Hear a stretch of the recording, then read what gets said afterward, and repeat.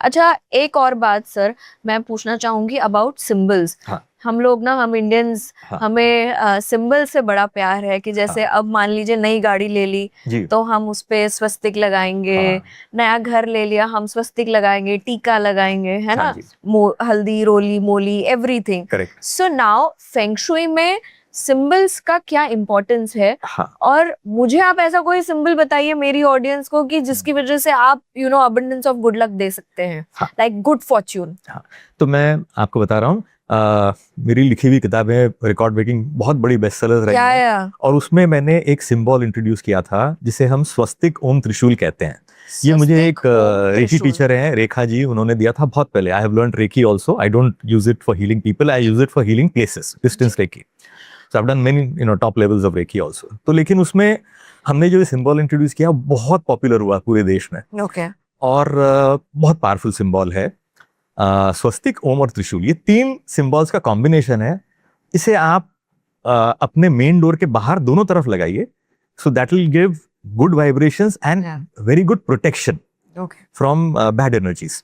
ये दोनों दरवाजे के बाहर दोनों फ्रेम्स पर लगा दीजिए, और आपके घर के अंदर भी बेड्स के जो बेड पोस्ट होते हैं, साइड के जो पिलर्स हैं, या हेडबोर्ड के दोनों एजेस पर आप लगा दीजिए एक एक। तो इसकी वाइब्रेशंस बहुत अच्छी हैं। हम एनर्जी स्कैनिंग भी करते हैं with an energy scanner, which is a dowsing instrument, but it is the highest scientific level of dowsing possible. तो अनसीन एनर्जीज के लिए डाउजिंग इंस्ट्रूमेंट्स ही होते हैं। तो वो हम सिंबल्स की जब एनर्जी देखते हैं तो स्वस्तिक, ओम त्रिशूल, ये बहुत पावरफुल है। और इंडियन स्वस्तिक भी जो है बहुत पावरफुल है, लेकिन वो करेक्ट होना चाहिए। यानी कभी भी स्वस्तिक सही सीधा वाला होना चाहिए। उल्टा स्वस्तिक भी बहुत लोग ड्रॉ कर देते हैं, तो रेड उसकी, स्वस्तिक, हाँ, रेड स्वस्तिक, मगर वो उल्टी तरह से ड्रॉ कर देते हैं, तो उसकी एनर्जी नेगेटिव है। तो वो ऐसा नहीं होना चाहिए। तो स्वस्तिक में बहुत केयरफुल रहना होगा।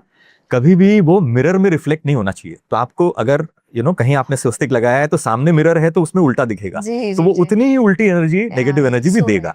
तो उससे आपको बचना है। स्वस्तिक क्लियर ग्लास पे भी नहीं लगाना है। ऑफिस के डोर्स पे बहुत लोग स्वस्तिक लगाते हैं जो आगे से सही वाला है और दूसरी साइड से वो उल्टा हो जाता है। तो ऐसा कभी नहीं लगाना है।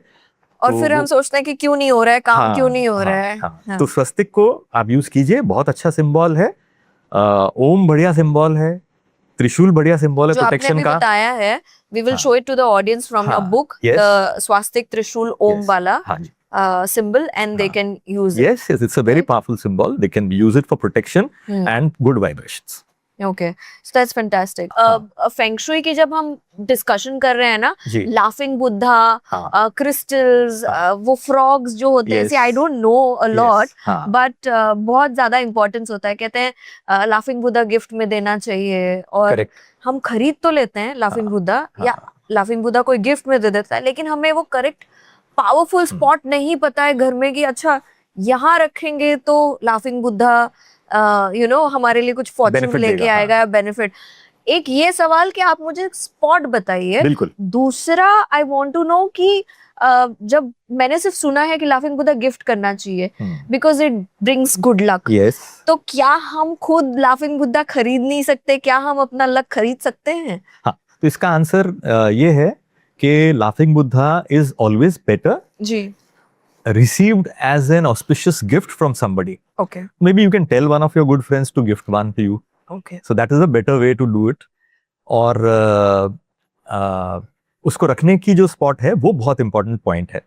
तो आपको लाफिंग बुद्धा आपके हॉल में रखिए। जैसे ही आप मेन डोर से एंटर करेंगे तो दोनों साइड में, ऑपोजिट साइड पर, डायगनली ऑपोजिट या सीधे में ऑपोजिट, उस एज पर, कॉर्नर पे रखिए, लुकिंग टुवर्ड्स द डोर।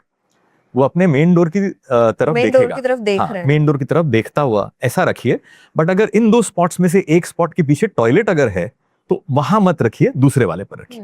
तो टॉयलेट उसके पीछे नहीं होना चाहिए, उसको टचिंग वाली वॉल पे या उसके बैक साइड पर नहीं होना चाहिए। So that is the right spot. It is the best, most auspicious spot to keep the laughing Buddha. Okay. Laughing Buddha is symbolic of auspicious energy and bringing good luck. तो ये जैसे आपने कहा, कई चीजें आपने कही, laughing Buddha है, three-legged frogs है, Chinese coins होते हैं, तो ऐसे कई चीजें हैं, टॉर्टोइज होता है, तो ये बहुत चीजें हैं। सो दीज आर ऑल, सो पहला प्रश्न है कि क्या ये ही सबसे ज्यादा पावरफुल चीजें हैं फेंग शुई में?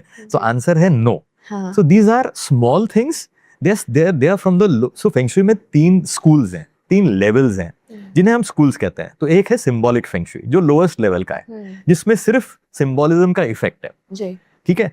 तो ये मतलब जिसे कहते हैं ना कि ऑस्पिशियस इनऑस्पिशियस वाली बात है। तो ये सबसे छोटा स्कूल है, इसका इम्पैक्ट 5% है, बट ये कॉमन आदमी कर सकता है इजीली, इसलिए ये जनरल चीजें हैं। दूसरा स्कूल है फेंग शुई का जिसे हम 8 मैंशंस फेंग शुई कहते हैं, जिसमें डेट ऑफ बर्थ से लकी डायरेक्शंस निकाले जाते हैं, what direction to face, what direction to sleep on, etcetera etcetera. तीसरा सबसे powerful school of feng shui है जो फ्लाइंग स्टार्स फेंग शुई, वो सबसे पावरफुल है और उसमें जगह की कुंडली बनती है और उसके हिसाब से सारा, that is specific to each place. तो वो बहुत कॉम्प्लेक्स है बट सबसे पावरफुल वो है। तो अभी जनरल चीज में मैं आपको ये कह सकता हूं कि जैसे लाफिंग बुद्धा का बताया या ये चीजें हैं, तो there are few more things you can people can easily do symbolic feng shui से।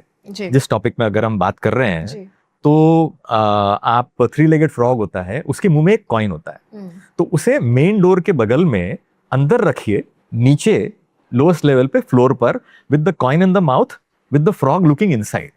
So that is inside the house. It is like the frog is coming into your house with the money. So it is symbolic of money coming in. Okay. ठीक है, तो वो रखिए। Symbolic feng shui में एक और powerful चीज है, वो ये है कि हस्बैंड वाइफ का रिलेशनशिप एनहांस करने के लिए क्या करें। तो उसके लिए आपके बेडरूम में साउथ वेस्ट कॉर्नर में आप एक हैप्पी कपल फोटोग्राफ आसानी से लगा सकते हैं, वो लगाइए, जिसमें कोई आप हॉलिडे पे गए हस्बैंड वाइफ, उसमें दोनों smiling, hugging each other, happy together, वैसा वाला photograph, beautiful photograph you can put. उसका सिंबोलिज्म क्या है? तो सिंबॉलिक फेंग शुई क्या करता है?